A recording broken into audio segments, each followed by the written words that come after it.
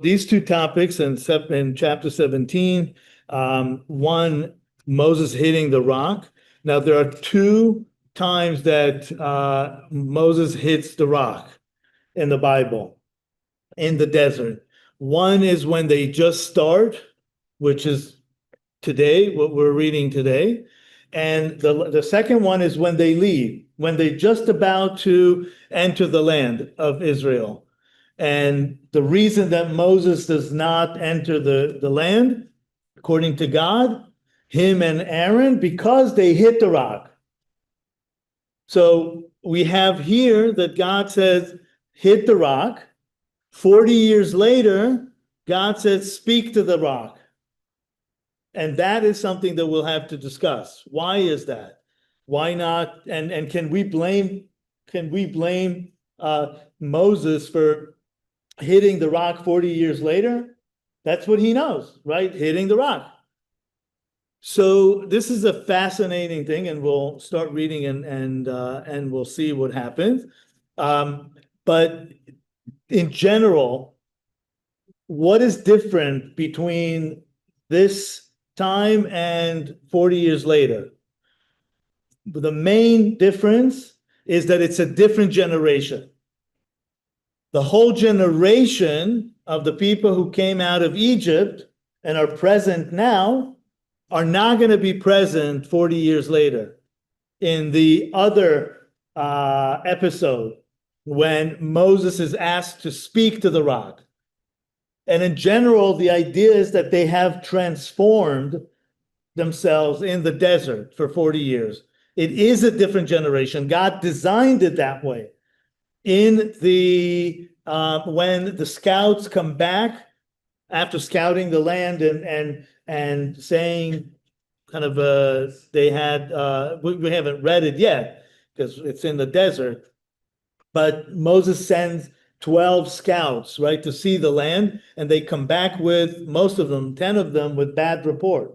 And they are able to convince the people of Israel that they really are not going to be able to conquer the land. And they are discouraged, and the whole people are discouraged. So God said, okay, you cannot enter, this generation cannot enter this land. How much time passed between the start and when they did get to?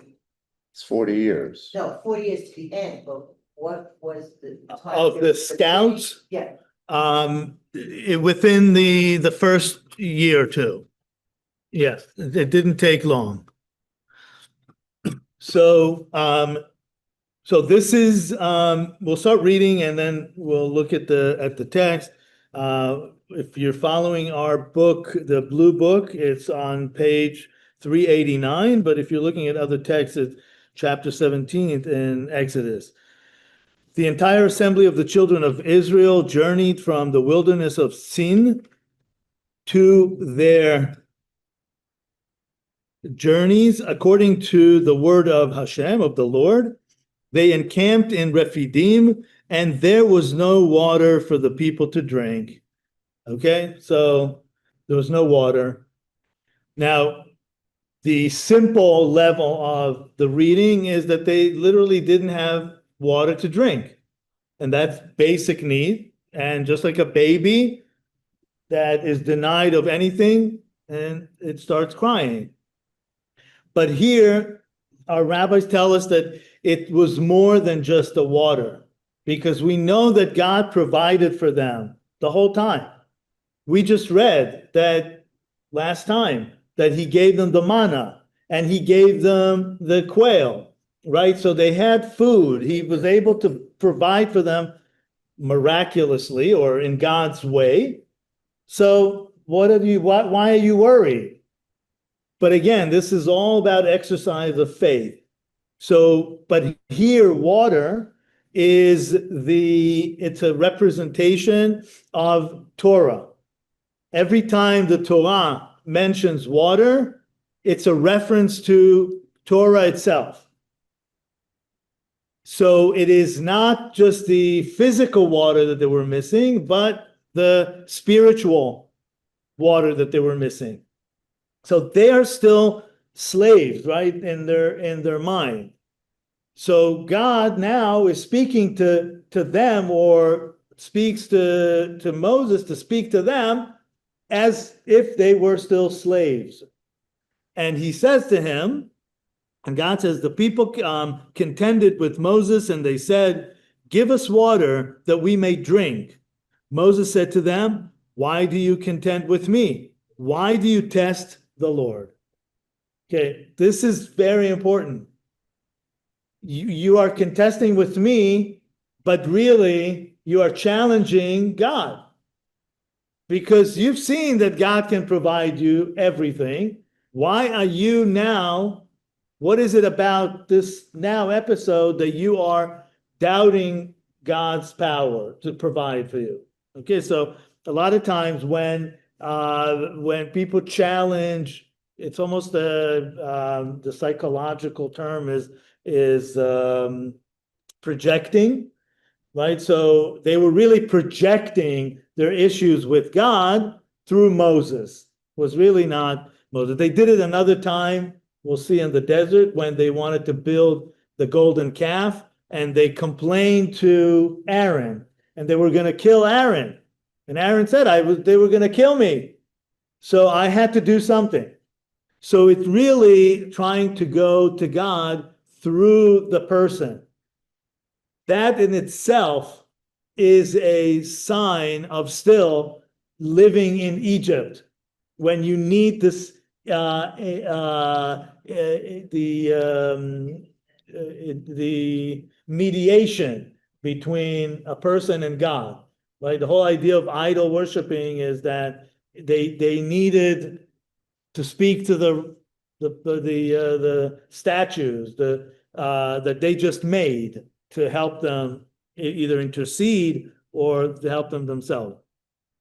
Okay, so then God says the people thirsted there for water, and the people complained against Moses, and it said, "Why is it that you have brought us up from Egypt to kill me and my children and my livestock through thirst?"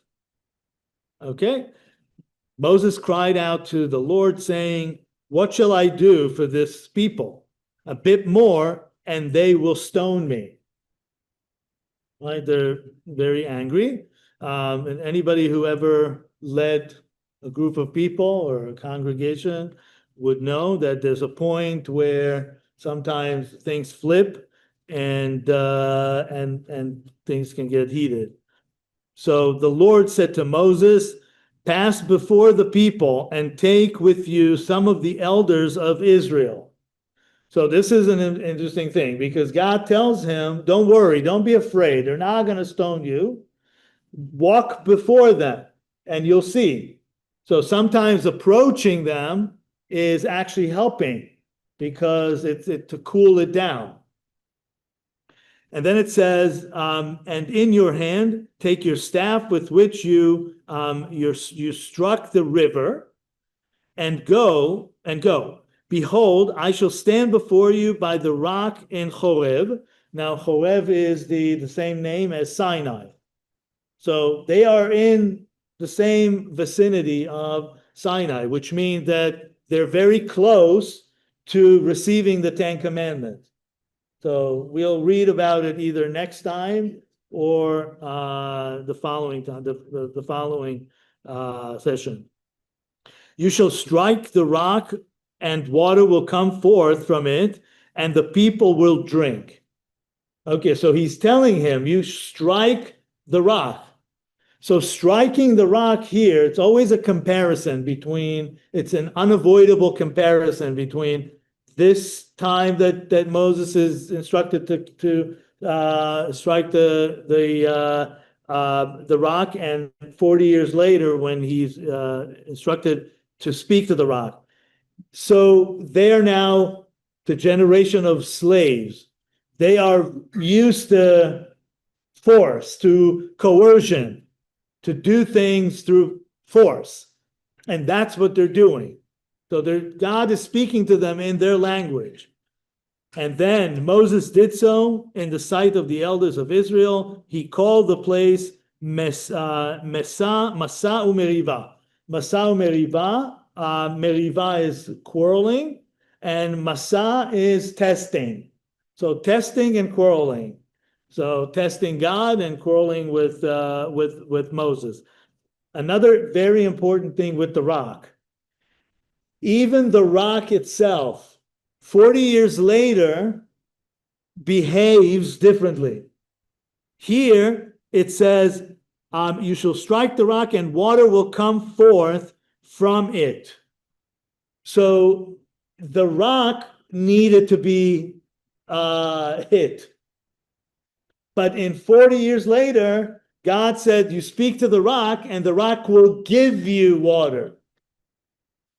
So it's a whole different mindset, not just for the people, but the environment. Everything is different. So he calls it the testing and the quarreling because of the contention of the children of Israel and because of their test of the Lord, saying, is the Lord among us or not? Okay, that's really, of course, again, we're talking about the beginning of the national development of Israel. That when 3,000 and almost about 3,000 years later, when America is formed, and we say it's one people, right, under God, this is where it started. That the essence is God. It's a nation that God walks with. You can't have, many times when people ask me, Rabbi, but let's take God out of it for a minute. And I'm like, no, you can't do that. I can't take God out of it. Let's speak on a different level without God. No, it's not, because that's the story.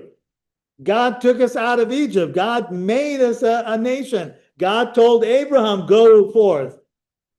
God formed the heaven and the earth. There's no point. If you take God out of it, there is no conversation. So that's the of course you can have your own conversation, but there's no theological conversation without God and of course who we are. So this is the end of the first episode in chapter 17. So we've already covered half of the chapter. Okay, but when we talk about now the next part, which will be a little longer, we'll try to figure out the difference or the connection between the two parts. Yes. Rabbi, at the beginning of that section, I have a different translation, so please excuse me, but it said the whole community of Israel set out the wilderness of Shin. My translation says sin. Sin. Yeah. There's no letter in the English alphabet. It's the TZ. Okay, so where was that? Midbat Sin, not far from the Sinai. Yeah, Mount Sinai. In the desert. Yeah, they're in the wilderness. They're So they've left Shin. Sin. Sorry. Yeah. And they've moved on to Oreb, which is close to Mount Sinai. Right. Horeb is Mount Sinai. Horeb is Mount Sinai. Horeb is Mount Sinai. Where they found the rock. Now, is there significance that the rock is in Mount Sinai? In this part of the text anyway? It's not in Mount Sinai yet. It's near. They're in Rephidim, in a place called Rephidim. Okay. Now, I'm really fascinated by the Jebel Musa. If you go on YouTube, Jebel, which means mount, and Musa, Musa, Jebel Musa is, I really believe this is the spot. This is the real Mount Sinai. Now, the confusion is Mount Sinai is in the Sinai Peninsula. We traditionally have St. Catherine's Monastery. That's the place that traditionally Christians have called that place Horeb and Mount Sinai, but it's on a totally different piece of ground. Actually, Horeb, he was in the land of Horeb and the land of Midian, and all the old maps and everything refer to Midian and Horeb in what is now Saudi Arabia. So it's an entirely different place. But what's fascinating is you take the Bible seriously. The fellow who started doing all this guy, Wyatt, whatever his name was, in the 1960s.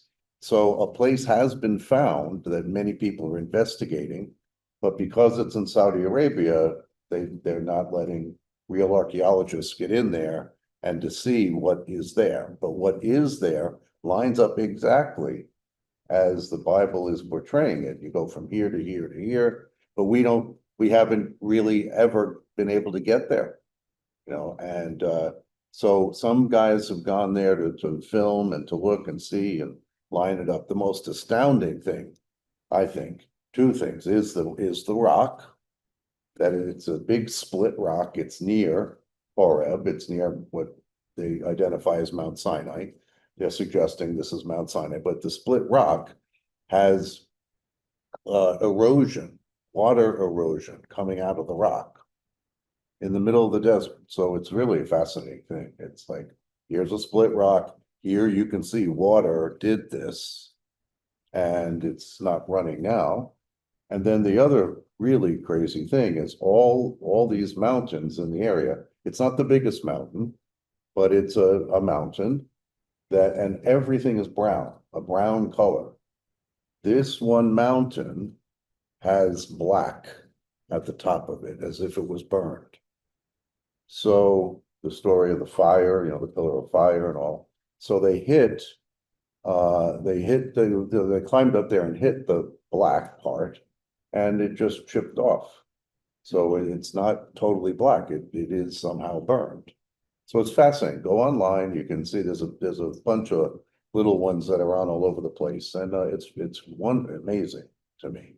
So and then they have 12 pillars and an altar. It's unbelievable that this is all seen. So it could become the biggest pilgrimage site in the world, you know, for all kinds of folks if they would let it open up. But it still has not yet been done. So it is the vicinity of Horeb, of course, because it says here. It's so they camped in Rephidim, but the rock itself is Horeb somehow. It's also the image of getting water out of the rock. It's an interesting idea because, as we said, water is a representation of the Torah itself. So God bringing the Torah out of the rock, or life out of death. So that's the image. Another thing to just say, water, of course, too, you know, the same, we call it typology, you know, something in the Old Testament is in the New Testament and back and forth. As Christians, we could go back into the Hebrew scripture and see things, you know, connect dots. And so water obviously is life-giving, but then in the flood story, it's death dealing. So even today, if you it was in today's reading, the baptism that I will have, that I wish I could long for, I can do the baptism. So the Greek word for baptism is really to be plunged. So you're talking about risking death. And in a sense, that's what is figuratively doing when we go through the waters of baptism. You're going through death and into new life. You're already beginning to sense that progression. So you've got the Red Sea, you're crossing through the Red Sea, all these images of life and death. Yeah. Oh, thank you. Well, you know, I've been noticing, maybe it's just like, you know, a coincidence for me, but it seems that whenever there's like something that's going on with the, you know, the Jewish people, they'll make a little like monument of it out of rocks. And then the thing is now we've come to a rock that you hit and water comes out of it, and now you're saying after that, you talk to that rock. And I think that the Yeah, Catholic, sorry, what? what? I didn't You're hear. gonna talk to that rock I'll to get talk to water the to rock, come yeah. out.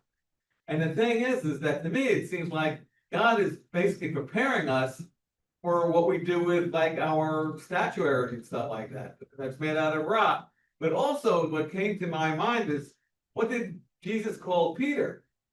Yeah. Right. Rock. You know, and Yeah. the thing is that it's kind of like, you know, when you guys are always telling us about like, you know, everything has meaning and everything is done for a reason. I think it's almost like you're talking to children about rocks, now you're talking about, you know, rocks that'll talk to you, and then later on, there's gonna be people that you're gonna call rock. Yeah, so that's a very good point, that the rock is like the sanctuary that we bring life, bring Torah, scripture out of it. Yes, absolutely. That's the image. Well, I have another image, and it came to me because we just did the vacation Bible camp. And somebody asked, and our theme was Noah's Ark. And so, but I get the crafts ahead of time. And so sometimes I base the Bible stories on what the craft is. But somebody asked me, what is the connection? Because I had a craft about Jesus with the Samaritan woman at the well, at Jacob's well. And somebody asked me, came over to me and said, how are we going to connect that to Noah's Ark? And I said, well, because the flood destroyed the earth because of sin, and Jesus came to save the sin. But you just said something, Rabbi, that was like, whoa, did you just say that later Moses is going to be told by God to speak to the rock, and the rock will give you water? Right. The Samaritan woman, or Jesus goes to the Samaritan woman and says, give me a drink. And she says, how could you, a Jew, ask me, a Samaritan woman, for a drink?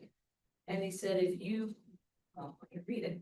If you knew, Yeah, so if you knew who I am, you would ask me, give me the water. So she is speaking to Jesus, and he says, I am living water.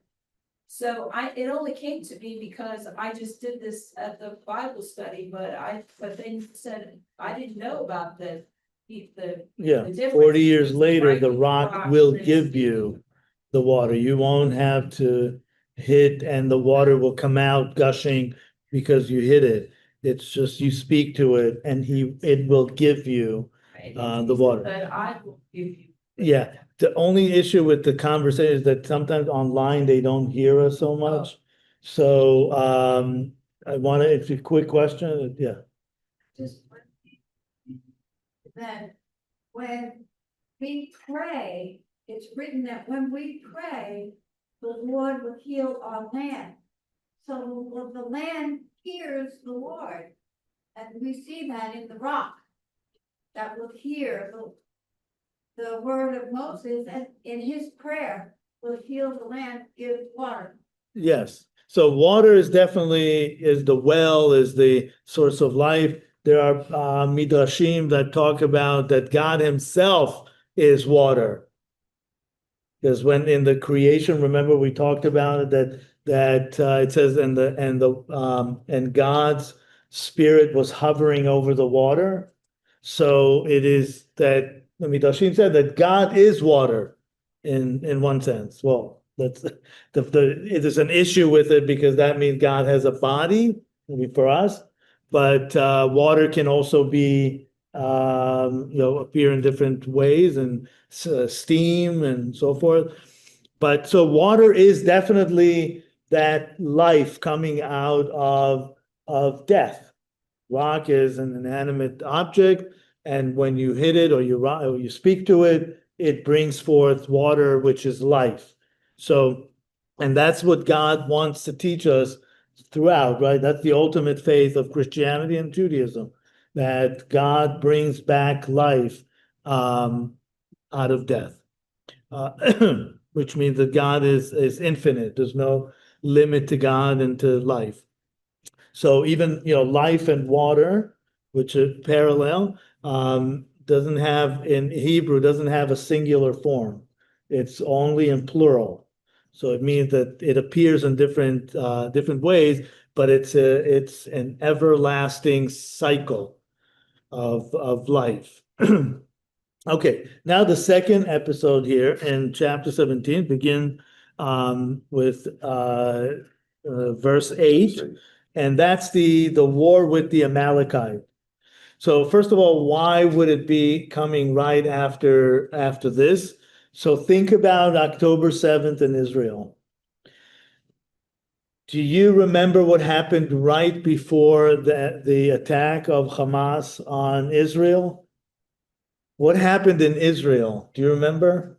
Celebration of some sort. Well, it was the happiest day. It was the celebration of the Torah of that day, the end of the high holidays. But in Israel, that previous year was all about quarrel and testing. It was about the judicial reform in Israel, and it became so heated and divisive that on that Yom Kippur, right before the October 7th was after Sukkot, the last day of the Feast of Booths, which comes right after Yom Kippur, right? The high holidays are Rosh Hashanah, Yom Kippur, and the Feast of Booths. And that concludes the year. Really, it's the end of the ritual year. So that whole year was very divisive between, I would say, religious and secular. And secular who wanted to have the Supreme Court as a secular institution that keeps deciding things against religion in Israel. And the religious part that said we have to have representation in that very secular Supreme Court. And the fight was about the committee, the nominating committee that nominates Supreme judges. So that was the issue. And it became so divisive that on that Yom Kippur, before October 7th, secular Israelis, Jews, interfered a Yom Kippur prayer, a public Yom Kippur prayer in the middle of Tel Aviv. They came in and literally stormed through and disrupted the prayer. I was preaching at the time in my synagogue. I didn't realize that this is what just happened. And I was preaching about how we shouldn't be so confident in ourselves because it was the 50th anniversary of the Yom Kippur War in 1973. So I was, as we were speaking, that's what was happening in Israel. So, and I'm trying to tell you the connection here.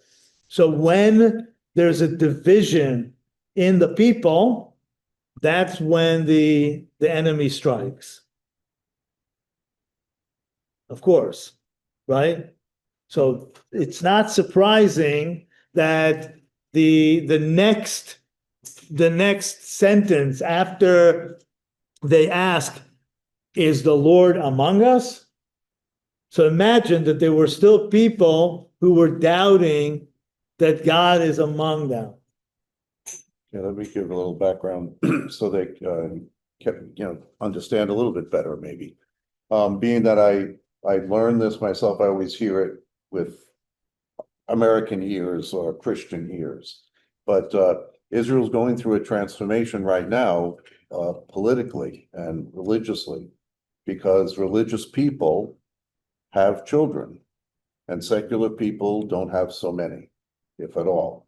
So what's happening, the folks who were the Zionists that came from Europe in the 1917 beginning, they didn't want to have a constitution. They don't want to talk about covenants with God. They don't want to talk about promised land and all this.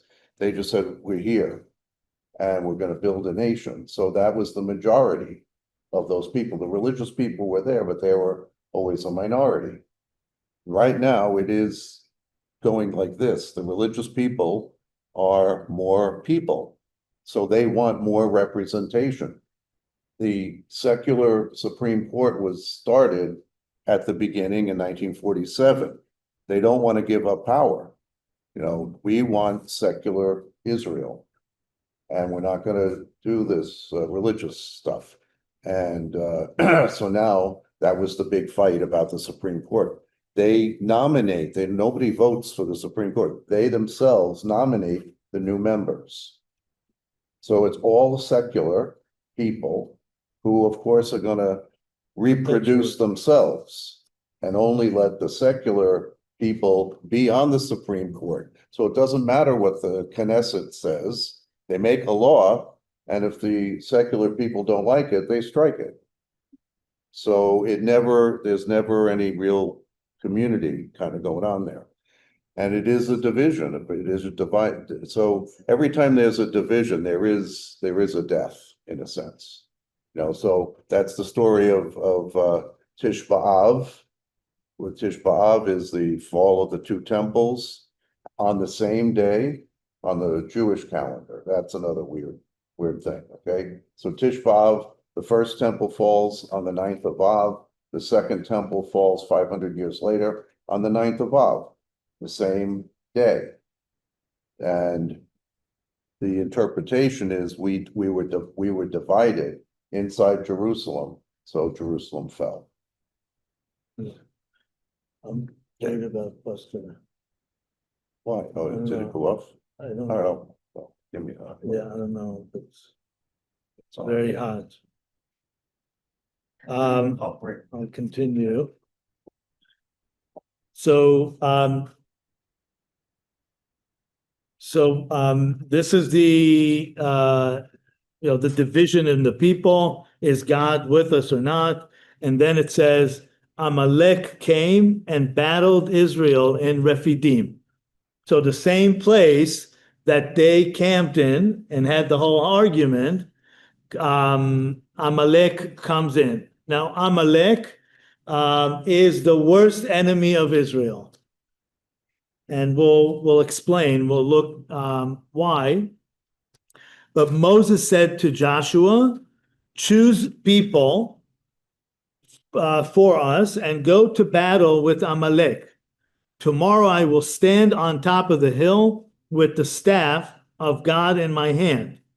Now, if you remember when Joshua, when the God took the Israelites out, we spoke about it a couple of times ago, that he circumvented the desert. There was a point where he didn't want them to go directly because that's where the Amalekites were, and he didn't want them to battle them. So God tried to avoid that. He moved them around. But here, the Amalekites, they come because they hear about the disagreement within the people, the division. So they hear it and they come. We all have people in our lives like that, right? That we, whatever it is, that we know that once they'll get a whiff that there's somehow conflict in our lives or there's something weakness, we'll see them, we'll hear them somehow. So that's the Amalek for the Jewish people. They represent that enemy that in every weakness that we have, they'll appear. And that is why it's so important to avoid Amalek, the first thing. And then if we fight Amalek, it's not just to fight them externally, but really to make sure we don't have internal division. That really is what Amalek. The word Amalek itself. Hello, Buster. It's too hot to be in the car. Yeah. Okay, stay. So I was really kind of distracted when I was thinking that he's in the car.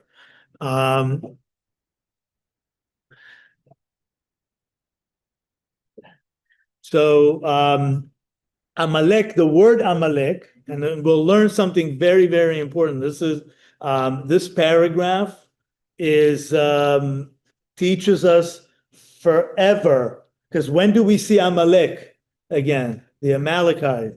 You remember where we see them again? We see them again and again, actually.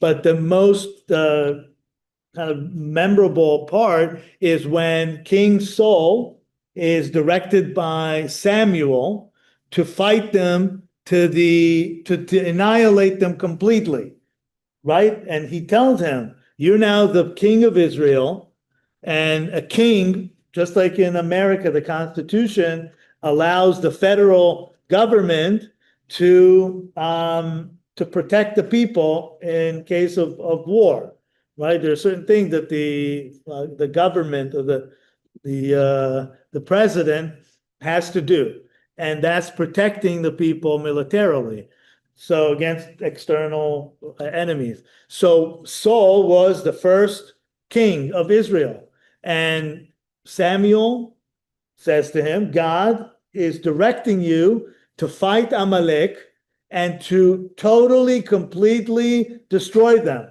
Because if you leave one, they'll come back. Just like cancer, if you leave a little bit, it's like you didn't do much. But then Saul fights against them. But what does he do? He keeps the animals and he keeps the king of Amalek. And then that's why he loses his kingship, right? Samuel said, because you disobeyed God's direction, you will lose your kingship. So the Amalek that we meet here now for the first time is going to be with the Jewish people for many generations. And some would say we still do fight them. So Hamas on October 7th, definitely Amalek. You can say that they're Amalekite because they also behave the same way. And we'll look at what they did. What does Amalek mean? I missed that. So Amalek, the word Amalek means the word Am. That's two parts to the name, Am and Lak. It's Am. Am is a nation. Of Lak is to lelakek is to it's to like to lick. It's to lick, but it means that it's always using the weakness. So it doesn't battle. It's not a nation that battles face to face. It goes from the back. It's like the serpent, right? It will try to find the weakness, the weak spot. So first of all, they come when they hear, when they see, and they feel that Israel is divided. When they're asking this question, is God among us? Which means that they have doubts. And that where Amalek comes in the doubt.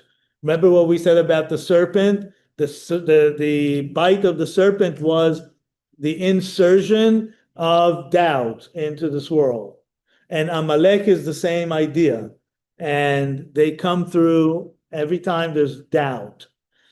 Okay? So he comes and Moses said to Joshua, choose people for us and go to battle with Amalek. Tomorrow I will stand on top of the hill. So Moses will go up to a high spot where everybody can see him or he can see everybody. And with the staff of God in my hand. And Joshua did as Moses said to him. So, of course, there's a physical battle, but there's also there's the spiritual battle, and to do the battle with Amalek. And Moses, Aaron, and Hur ascended to the top of the hill. It happened that when Moses raised his hand, Israel was stronger, and when he lowered his hand, Amalek was stronger. So what happened? I'm sure you've probably seen the image of Moses with his hands up. And of course, the question was, was Moses performing miracles here? I mean, he has performed miracle, so it's not, if the answer is yes, it would be okay too. But it can't really perform miracles this way. It doesn't make sense because God can make physical miracles in nature, but God cannot make miracles in the hearts of people because then they are forfeiting their free will. So God can, of course, do anything he wants, but it doesn't normally happen. That's not how God operates with the relationship. So, but what Moses is trying to do is to strengthen the people because they're entering this war with this doubt if God is with them. And Moses stands on or sits on this rock in a high place, and to show them, so the Talmud is asking this question: is it a miracle that he's trying to perform? What is he trying to do? And the answer is that when his hands are up with the staff, what does he actually do? He shows the people to look up to heaven. And when they look up to heaven, they win. And when he lowered his hands, because he was tired, and they wouldn't see and wouldn't look up to heaven, they would lose. Okay, that's the answer that the Talmud, the rabbis give. So, but then at a certain point, of course, Moses gets tired, and it said Moses' hands grew heavy, so they took a stone and put under him, and he sat on it. And Aaron and Hur supported his hands. Okay, so you need a team, of course. One on this side and one on that side, and he remained with his hands in faithful prayer until sunset. So there was of course the physical battle and the spiritual battle. What is going on, again, it's amazing. We live in an amazing time because Israel has been now the modern Israel for 6 years now. So we are a generation that can actually speak about issues that modern Israel has that ancient Israel dealt with. Before the establishment of the state of Israel, the sovereignty, that's really the issue, the sovereignty of Israel, it was all theoretical because you could still speak about an ancient people who may never have sovereignty again, and we may not have to talk about these issues. But literally now, this is amazing. Do you feel, for me, this is the story of my life, of course, that these are not theoretical questions anymore. The modern Israel is dealing with the same exact things that ancient Israel 3,500 years ago dealt with. Right now, the biggest question in Israel, especially with the fighting in Israel, in Gaza, in Judea and Samaria, and in Lebanon, Syria, Israel is in need of soldiers. But there are those who do not conscript into the military because they sit and study, right? The ultra-Orthodox, they sit in the study hall and they study all day and they pray. And so the question is always, like, shouldn't they also participate in the war? And their argument is, we are that part, like Moses has prayed. You can't, in a Jewish context, you can't just fight militarily. It's like we said before, let's take God out of it for a minute. No, you can't. It's all in the context of God. So you have to also be prayerful to God while you battle physically. So that's by the way, I've heard some conversations here and there that maybe the modern Israel is not the ancient Israel. So I'm sure you've heard that too, that some people doubt that the modern Israel is really the ancient people, the Jewish people. But all you have to do is just look at what they're dealing with now, what the Israel is dealing with now, to see that it's exactly the same people, the same conversations. But hopefully, we will have now resolutions that did not happen then, that we would have learned now through exile, through learning for thousands of years, how to resolve these issues. And we'll see now something very, very, very important. Again, just one of the points of Project Genesis is to obviously bring Jews and Christians at least, and hopefully Muslims eventually, we'll see, but to bring the religions to the forefront, because all this political stuff goes back and forth, and if you don't have God in the conversation, what does it mean? How are you going to get divine help? And we believe that God will help us if we turn to him and work things out religiously. But a lot of folks with their arrogance said, oh, we don't want to bring religion into this because that's throw gasoline on the fire. So we should be doing. So our take on it is no, why can't we bring God into this and then ask his favor and blessing and to pursue justice in God's call. So yeah, I don't think it can get resolved just by power and might, just with that. Yeah, no, of course not. That's so then what happened? The Amalekites, so I was trying to find the other part to read to you, and I will look it up next time Father Roy speaks. When later on Moses tells the people, remember, and we read it every time before Purim, because it reminds us to battle the Amalekites forever. So, and it comes from here because it says the Amalekites came and they attacked everybody from the back and attacked the weak and those who were straggling in the back.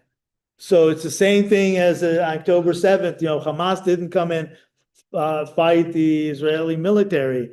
They went into homes and they raped people and babies and burnt them. So this is the type of war that they conduct. They have no the Amalek has no there are no rules, there are no agendas. Their agenda is to be against the agenda of God, not just the Israelites, but the Israelites are here representing God. It's the opposite of that. Just like the serpent in the Garden of Eden was trying to sabotage God's project of bringing holiness into this world. So, and the other thing that they did, the Amalekite, it says that they happened upon you on the way, meaning they attack you when you're not expecting it. They catch you right in a weak spot when you don't expect it. And the word for they happened upon you is the same word as cool you down.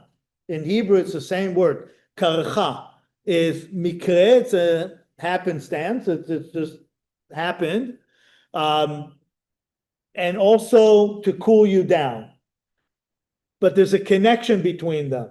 And that's the essence of the war with the Amalekite. This is so fundamental here. And this is something really, I hope you can hold on to this, to today's lesson, because it is so important.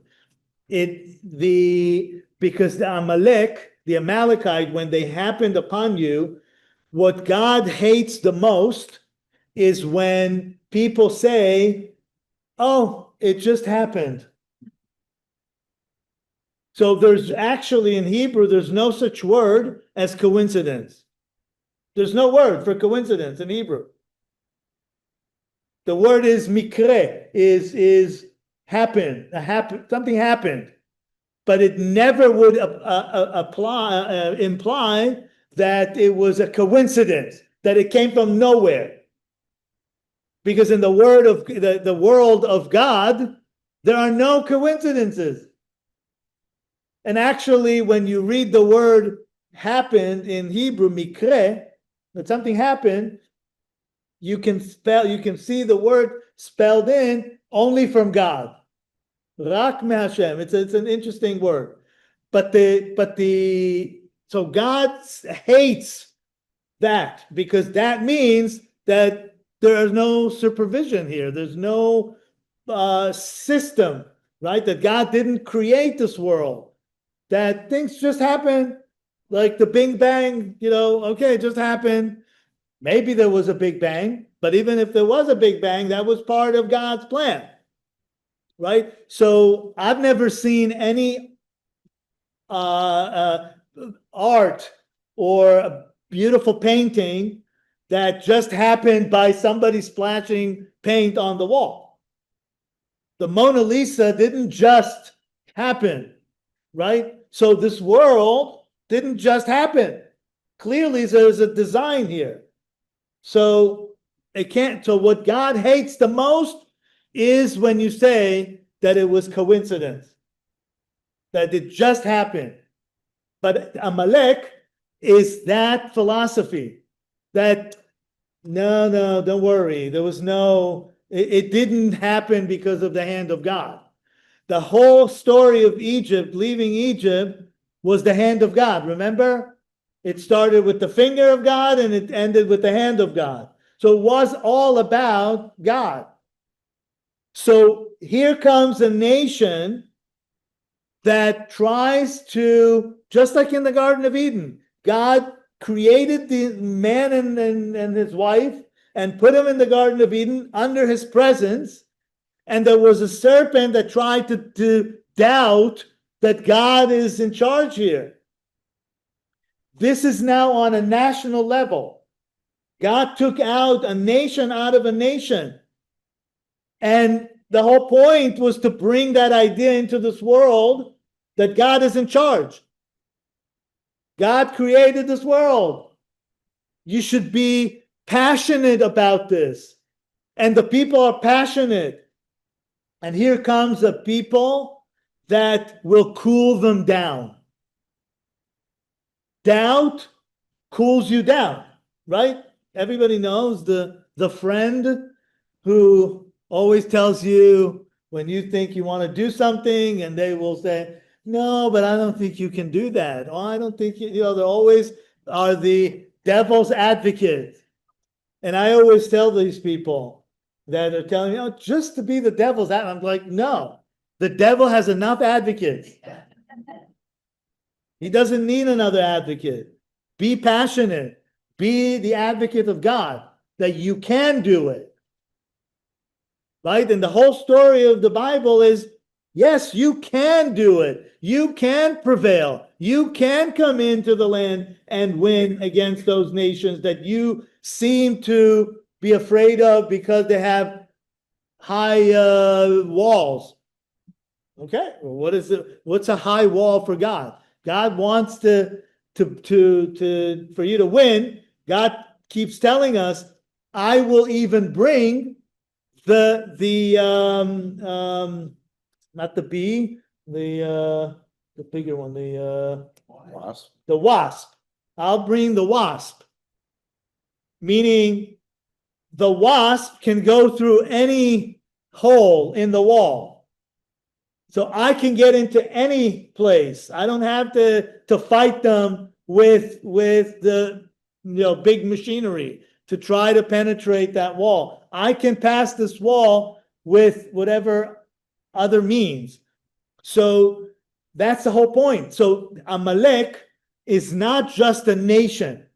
Amalek is an idea. And the Amalekites are the idea that fights the Israelites. Yeah, but forever. they're saying, well, really, God isn't as strong as you're saying God is. Is that They're what saying there's no God. there's no God? They're saying there's no God. They're saying that there's no, because what does that mean let's pause for a second. In the relationship with God, there are two levels. One is knowing God, and the second is believing in God. These are two different levels of relationship with God, because on one level, it's all you have to do is, and that Maimonides said that if somebody doesn't believe in God, all you have to do is take them outside, show them the stars and the planet and the day and night and the trees that grow, and then they die and then they come back, and just you see there's a cycle here, there's a purpose, clearly there's a system here. So that's knowing God. Okay, clearly there's something, there's a higher power here. The question is, do you believe in God? Do you believe that God will help you when you need, or that God will do the best for you, even if you're going through difficult times, through that, right? The even though I walk in the shadow of the right, the valley of death, right? The shadow of death. That even that tunnel is from God. That's the time that you believe in God. So when they came to the water and they doubted God, that was the test. It wasn't that they were testing God only, that God was testing them. Where are you? Just like God tested Adam and Eve. Where are you? Where do you stand on this? And there were people who, of course, were with it. And some people doubted that, is God with us? So they're not, in a sense, doubting that God exists, but they were doubting that God is with them here, right? So, which is, of course, another level of doubt. So, but the Amalekites, what they do, they doubt the system. They say, no, it's just happened. Just happened. Just happened. So that is the battle, and the hardest battle of the Jewish people, or the faithful people, with the theologically with the world. Okay, so there's that force. Okay, so then it says who supported them, they remained with their hands in faithful prayer until sunset. Joshua weakened Amalek and its people with the sword's blade. So he weakened Amalek, but he did not. They won that battle against Amalek, but the war has not been won. And even in the time of King Saul, many generations later, we still were battling Amalek, and he didn't kill Amalek altogether. So we have remnants of Amalek among us. So we don't know who's Amalek today. You can't say, oh, you're an Amalekite, but you can definitely tell by their fruit. You can know if someone is an Amalekite by their attitude or what they did. So a lot of references were made, for example, with the October 7th Hamas, that said that they are the Amalekites, and I called them too, that they behaved exactly like the Amalekites. They attacked the weak, those who didn't expect it. So then it says, the Lord said to Moses, and this is it's the manifesto against the doubting force in the world. He said to Moses, write this as a remembrance in the book. Okay, so this is if the Torah tells us, if God tells us to remember something, there's about I forget the number, but there's a handful of places when God says, remember that. Okay, so if you have a booklet with remember, this is the most important booklet that you should keep, and I should have that one too. I should maybe create that book for myself. So write this as a remembrance in the book and recite it in the ears of Joshua, that I shall surely erase the memory of Amalek from the under the heaven. So it's interesting because it's always a kind of an oxymoron to remember to annihilate the name or the memory of. It's like when we talk about Hitler, we always say, there's a phrase in Hebrew, Yimach Shemo, may his memory be annihilated. So, but we have museums that commemorate him, right? The Holocaust museums everywhere commemorate what Hitler did. But it's an interesting to remember to annihilate his name. In one sense, a few years ago, something clicked in my mind, and I thought, you know what? In one sense, his name was annihilated. Why? Because nobody in the world will call themselves Hitler anymore. And even people who had the last name Hitler changed it. So that name was erased from the face of the earth. So they're saying, remember to forget it. Exactly. Remember to forget him. So, but that's what it is. So surely erase the memory of Amalek from under the heaven, but he just told him to write it in the book, in the remembrance. Moses built an altar and called its name, "The Lord is my miracle," because they won against the Amalekites. Think about it. They didn't have any military force at that point. They just left as slaves. They weren't organized themselves. And they won against the Amalekite. And he said, and this is amazing, this is the last verse. It's an amazing verse. And he said, "For the hand is on the throne of God. The Lord maintains a war against Amalek from generation to generation." And I'll explain it. There's a lot of that is lost in translation here. But if you look at the Hebrew, the word for the throne of God, these two words, the throne and God, are spelled in a way that is normally not spelled that way. They're actually halfway. The word throne is kiseh, like a chair, kiseh, which has 4 letters. Here it's called kes. It's literally half, only 2 letters of the 4-word letter of kiseh, of throne. And the word for God, for Adonai, the Lord, usually it's the tetragrammaton, right? It's the 4 letters, the Yud, Hey, Vav, Hey. Here, it's only 2 letters, Yud, Hey. So what it means is the Talmud explains this, and it says, as long as Amalek exists, God is not whole in this world, and his throne is not whole.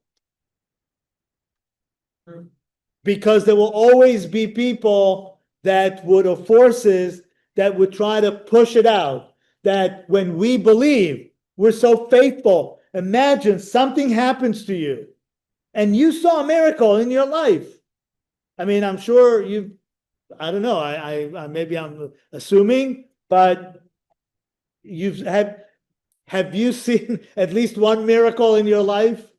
Can you by show of hand, who've seen at least one miracle in their lives? Not everybody? Okay, not everybody is raising their hand. That's interesting. So can you raise your hand if you don't think you have witnessed a miracle in your life? You're not raising your hand either. So They're not sure. that's a miracle. You're not sure if it was a miracle or not. That's exactly the half of the throne of God and the name of It's God. only half there. because you're not sure. Why are you not sure? Why are you not sure? In the moment when you experience something, wasn't it a miracle? Didn't you feel that God saved you? Why are you now in doubt? Because of those, because of that. Yeah. Yeah. I believe. Hallelujah. Let's have a tent meeting. But that's the experience of the Israelite. They were on fire. They were on fire. They just came out of the biggest miracle that had ever been. Right? Think about that. They were dead. They were slaves for 400 years.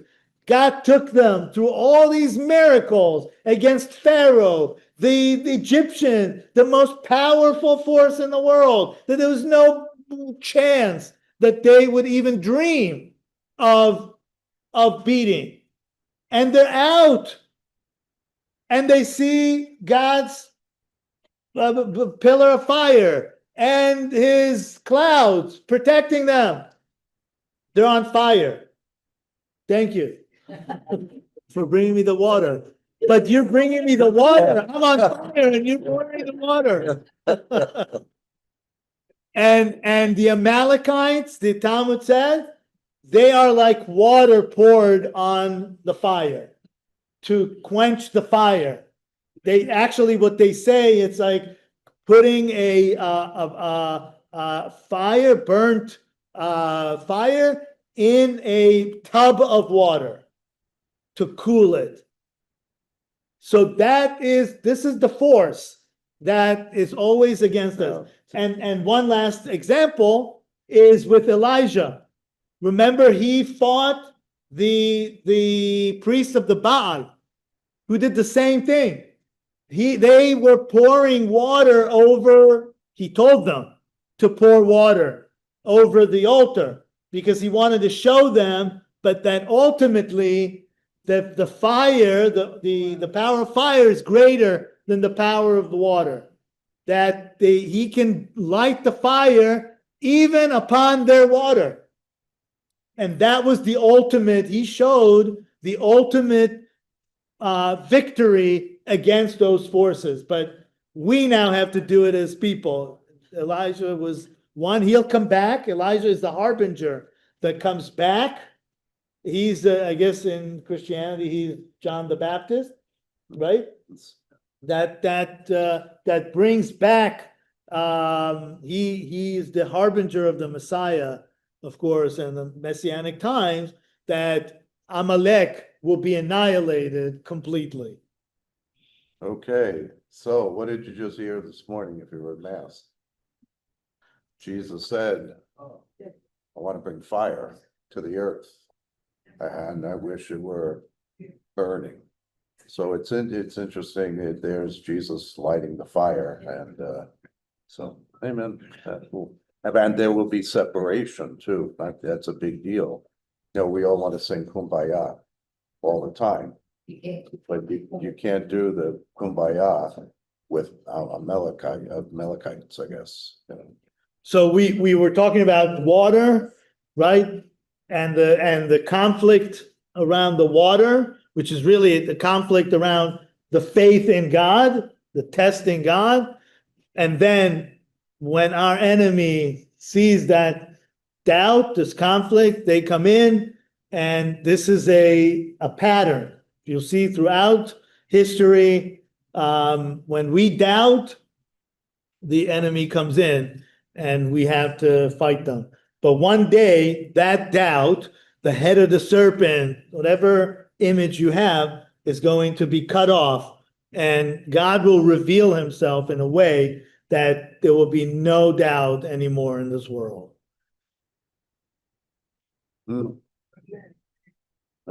Amen. Any questions? Yes, did you say that the word for Amalek is the same as doubt? Is that what you said? No, it's not the same. It's the same idea as the serpent and as doubt. But the word itself means like a licking nation that licks. It's It's not a nation that is, it's like it lives on the ground. Like It's the serpent, like the serpent, yes. It finds the weakness. You're talking about the references to modern day and Hamas. It is ancient, would ancient Philistine, the Philistine area, be where Palestine is today? Yeah, that's why the question is the ancient You know, Philistine or the Goliath. yeah, what- right, Gaza, Right. yeah. So that. That is the same area of today, but that is not the same people. No. Oh, it's- And that's why the Romans called it, they instead of Judea, they called Gaza is in the territory of Judah. Still in the territory of Judea. So my hometown, Rehoboth, is also in Judea. And we had a song, What was your hometown again? Rehoboth. You've been there, right? Yeah, you've been with us. Restaurant there. Boy, great restaurant. So we said, Rehoboth, what? Is that considered a suburb of Tel Aviv? I mean. It's not this, it's 25 minutes from Tel Aviv, but it's in the territory of ancient, the tribe of Judah that went all the way from to the coast. So Gaza today is still in the area of where the tribe of Judah has been. So, but the Philistines, the Plishtim, lived there. Yes, so the Romans, after the last battle, the last rebellion against them, decided to erase the name of Judah. And they brought the name of Philistine, that the Philistines are the Amalekites, are the same kind of same idea. And they were the staunch enemies of Israel. Yeah. 9/7, I think the Lebanon copied of Israel to prepare for war against Israel. They copied what you read to read. And that weakened Israel because it was a copy of Israel, and they were their attack was out of that. That Lebanon is attacked Israel? That's what I read and saw. In other words, the Avalon is not just one area. It's like 7 heads, you know, it's all around. I actually, I don't know where exactly they are, but they were actually in the south. The nation of Amalek itself has been in the south.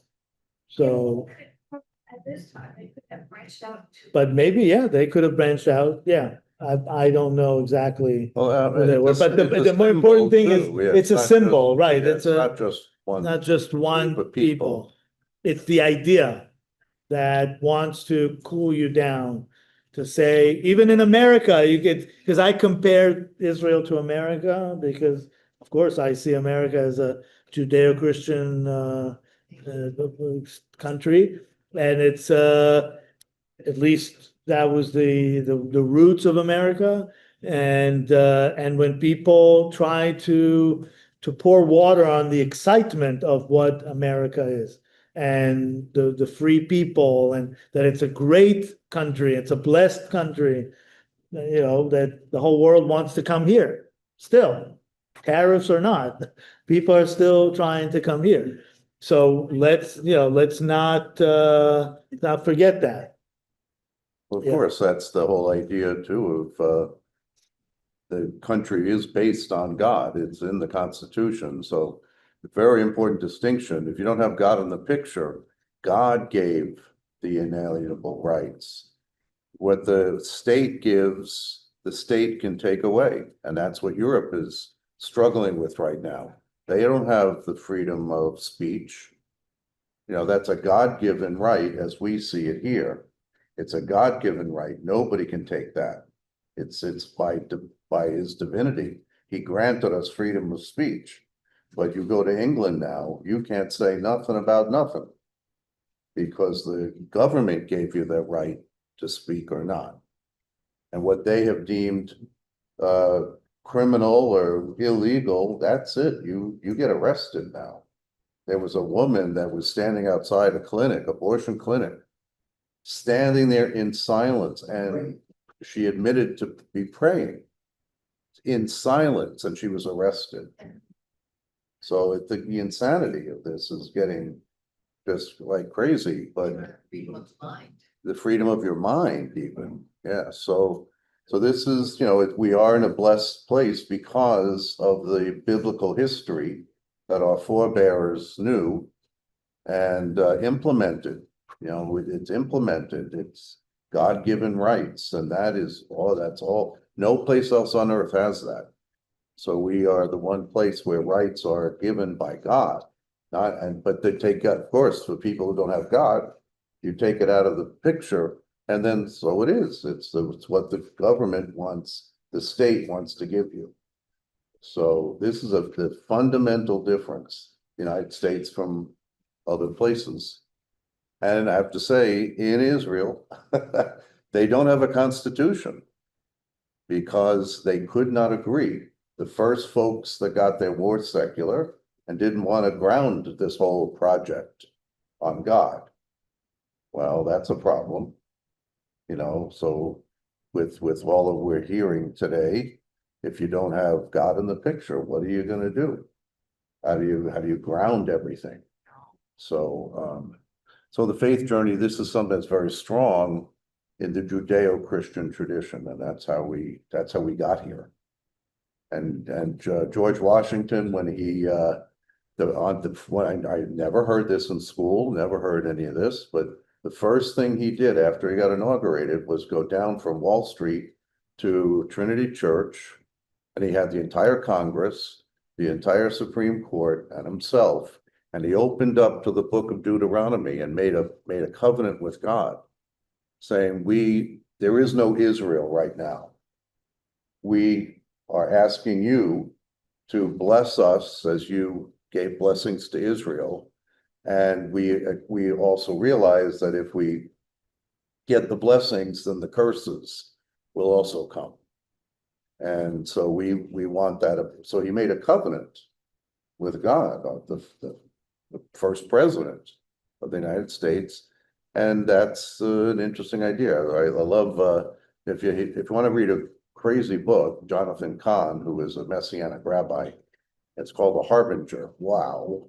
He connects all the dots here between US and Israel and the historical patterns that are evident in the history. So it's a fascinating book if you want to take a look at that one. That's great. Your last question? Well, not to get political again, but we were talking at the very beginning that the Hasidic Jews of Israel have very large families. And I remember, and that would then increase the voting power of that group. So is a democracy really not really a good way of having a country? It's an interesting idea, yeah, because If they were Yeah. worried about Palestinians doing the same thing. of course, yeah. Yeah, this is the wisdom of our form of government, that they have checks and balances and all that stuff. So there's not centralized power. That was Yeah, but what Joe's talking about is really the demography. If Right, is it democracy demography or becomes better? non-Jewish one day, what do? Of course, and that's an issue. Definitely, it's an issue. So and that's the difference between people who say Israel should be a Jewish state, not just a state for the Jews. Right. It's different. When Herzl started the European Zionism, he said, we want a place for Jews to be safe. So a state for, and he called it the Altneuland, the old new, right? The old new state. But he says state for the Jews. So it's not a Jewish state. So he didn't care if they kept kosher in that state or that they observed the Sabbath. He didn't care. He just wanted a place of refuge for Jews. But if you're a faithful Jew, of course, you want to say, when my parents came to Israel, 1951, they came to Israel as a Jewish state, not a state for Jews. They kept the Sabbath and ate kosher and wanted a place that allows that. So that's the difference, because the two camps also would say a state for all its citizens, or a Jewish state that has, other people living in Israel, which is fine. But it's a Jewish state. And that's the battle. That's the battle. We can also have that same battle here. Christian state, We are, or a state for Christians. But the thing that I'm getting to is the Jewish and the Christian, what can I say, foundation is tolerance and love. And that's really what we should be, that's where a Jew can basically live in peace, or a Christian can live in peace, but it has to have what our God basically says we should be doing for all people, and that's love one another. Yeah. Hmm. Okay, well, thank you. The next time, we'll do, I don't know, maybe, the next time we'll do chapter 18. And then the following, so in two sessions, we'll do the 10 Commandments. That would be chapter 19, just how it works, I mean, with the chapters.